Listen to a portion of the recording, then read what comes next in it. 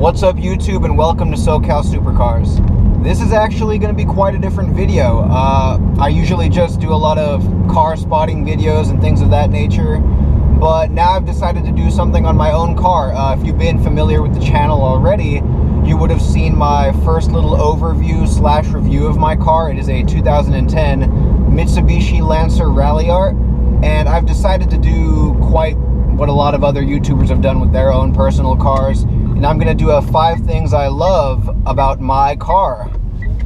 And first, what we're going to start off with is the seats, because in 2009 and 2010, the Recaro seats from the Evo 10 were actually an option available to Mitsubishi Lancer Ralliarts of the time. And a lot of people didn't get them equipped because I believe it to be a $2,000 to $3,000 option. And it came with the HID headlamps and the both Recaro seats. And for me, at least for my personal body type, the seats fit me absolutely amazing. I really love them, and it definitely spruces up the cabin because you really don't want, the base model Lancer seats. I know 2015 Evos and Ralliarts only have the Lancer seats as like the only standard option now due to airbag regulations. And that's honestly extremely terrible because I've sat in those and they definitely don't hold you into place the way the Recaros do.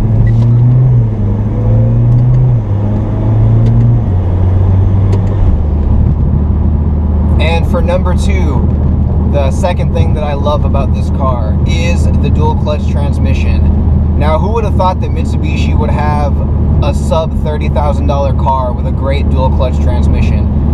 The transmission in this car is actually supplied and manufactured by Getrag. For those of you who are unfamiliar with that company, they're also the same company that make BMW's MDCT. And this transmission's really good. I will admit though, it is a little old, but I still love it. This is a 2010 model after all.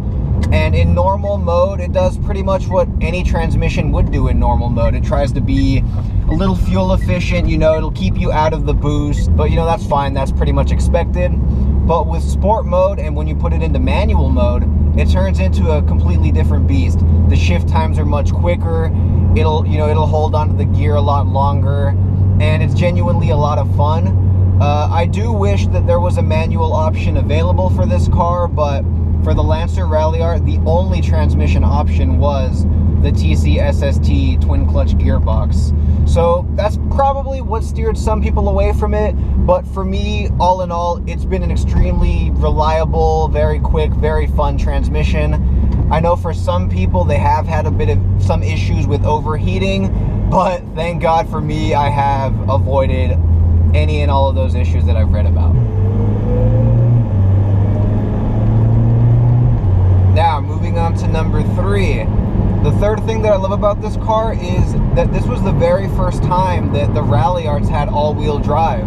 So this is actually the only generation of Ralliart that has all-wheel drive. And now Mitsubishi unfortunately didn't give it the Evolution 10 Super all-wheel drive system, but they did give it the Evo 9's all-wheel drive system that maybe if you remember back to a review or something from 2006, I know it's kind of hard to think back to that time, no one ever really had anything negative to say about it. It was, a pretty amazing system. And it still is when carried over into this Ralliart platform. From my personal use, in the 1 to 2 years, I think I'm closing in on about 2 years of ownership, it's been fantastic. I've loved it. We don't really get too much rain or anything like that in Southern California, at least not often. We did have rain maybe a week ago, and the car handled totally fine.